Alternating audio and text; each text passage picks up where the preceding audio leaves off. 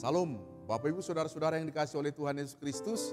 Mari kita mengawali pagi ini dengan penuh sukacita dan kita membaca merenungkan firman Tuhan supaya kita diteguhkan, dikuatkan dan senantiasa diberkati oleh Tuhan. Mari kita mohon tuntunan Roh Kudus menolong kita, memberikan kita hikmat. Kita berdoa. Urapi hati dan pikiran kami oleh tuntunan Roh Kudus yang memberikan kami hikmat pengertian, supaya firman Tuhan meresap masuk di dalam hati dan kehidupan kami. Dan memberikan kekuatan kepada kami. Sertai kami ya Bapa, di dalam nama Tuhan Yesus Kristus kami bersyukur. Amin. Bapak Ibu Saudara-saudara yang dikasihi oleh Tuhan, pada pagi hari ini ayat yang menjadi dasar renungan kita, saya ambil dari kitab Filipi pasal 1 ayat 20 hingga ayat yang ke-21. Demikian bunyi firman Tuhan. Sebab yang sangat kurindukan dan kuharapkan ialah bahwa aku dalam segala hal tidak akan beroleh malu, melainkan seperti sedia kala. Demipun sekarang Kristus dengan nyata dimuliakan di dalam tubuhku, baik oleh hidupku maupun oleh matiku. Bapak Ibu, dari ayat bacaan ini, ayat 20 ini, saya mau mengambil tema. Temanya adalah kerinduan memuliakan Kristus. Bapak Ibu Saudara-saudara, Rasul Paulus mengungkapkan kerinduannya supaya Kristus dengan nyata dimuliakan melalui tubuhku atau tubuh Paulus. Dalam terjemahan bahasa Indonesia sehari-hari mengatakan bahwa tujuan hidup Paulus semata-mata hanyalah kepada Kristus. Bapak Ibu Saudara-saudara, hidup bagi Paulus, hidup adalah pengabdian kepada Kristus. Dan Paulus memiliki komitmen untuk melayani dan bersekutu dengan Kristus. Dan kehidupan Paulus itu dia buktikan dengan memberitakan Injil, melayani orang banyak, menjadi hamba dan memuliakan Kristus. Itulah sebuah keyakinan bagi Paulus akan panggilan pelayanannya adalah anugerah termulia dari Tuhan. Roma 15 ayat 15 sampai 16. Sehingga dengan keyakinan itu Paulus menyadari bahwa konsekuensi apapun dari pekerjaannya, apapun yang dihadapi adalah karena Kristus. Di dalam Filipi 3 ayat 1 dan Filipi 1 ayat 13. Bapak Ibu Saudara-saudara, Paulus membuktikan keseriusannya dan kesungguhannya dengan mengikut Tuhan, dengan memberikan tubuhnya menjadi alat untuk menyatakan kemuliaan Kristus karena apa yang dia lakukan dalam pemberitaan Injil. Dan sudah terbukti bahwa Paulus memprioritaskan Kristus di dalam hidupnya.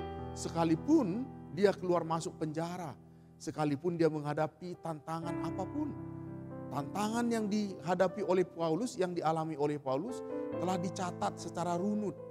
Mulai dalam keadaan lapar, dia telanjang, Paulus dipukuli, dimaki, dianiaya, difitnah, bahkan menjadi sama dengan sampah dan kotoran dari segala sesuatu. Itu kita bisa baca dari 1 Korintus 4 ayat 11 sampai 13. Paulus juga mengalami dan menghadapi tantangan tersebut dan tidak membuat dia surut dalam menekuni tugas sebagai seorang pemberita Injil. Paulus tidak menyerah dan tidak berhenti sekalipun dipasung dan dipenjarakan.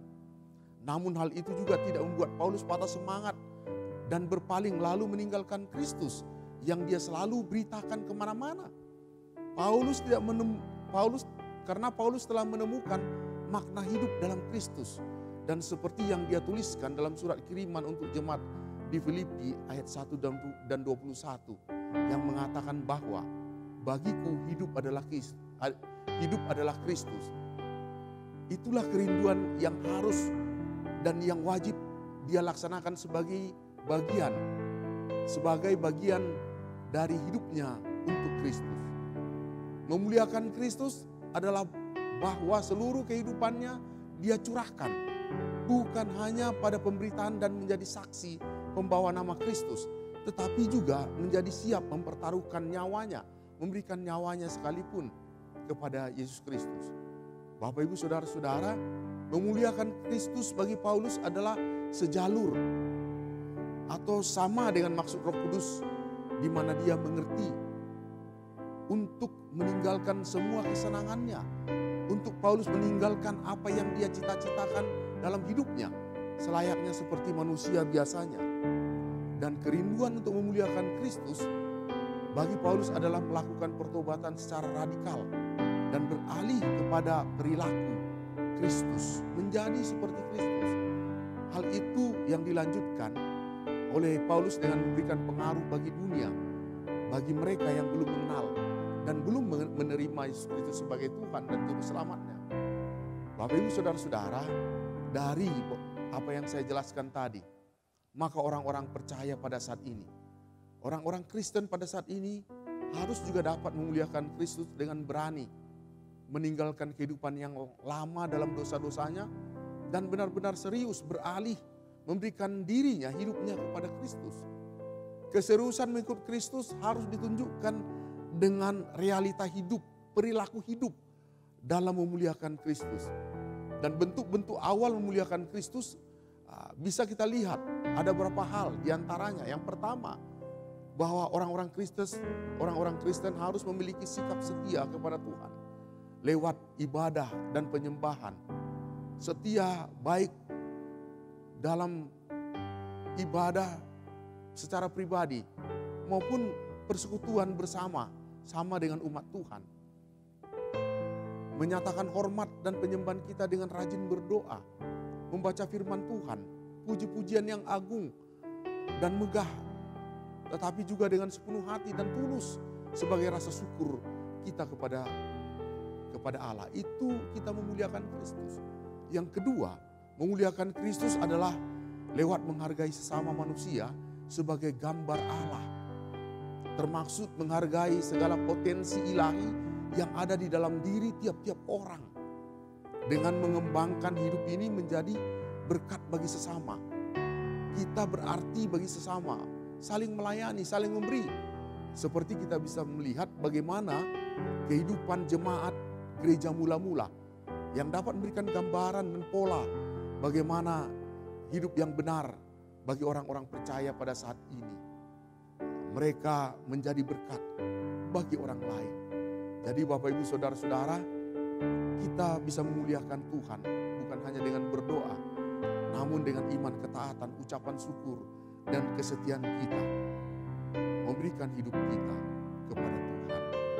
Oleh sebab itu, marilah kita memberikan diri kita untuk memuliakan nama Tuhan. Demikian firman Tuhan, terpujilah Kristus. Amin. Kita berdoa. Firman-Mu yang senantiasa menguatkan kami.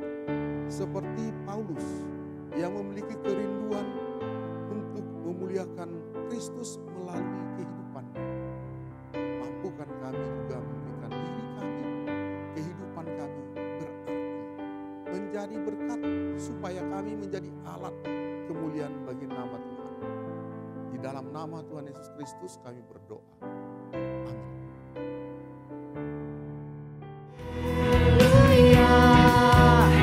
Ku mau bersorak bagimu, sukacita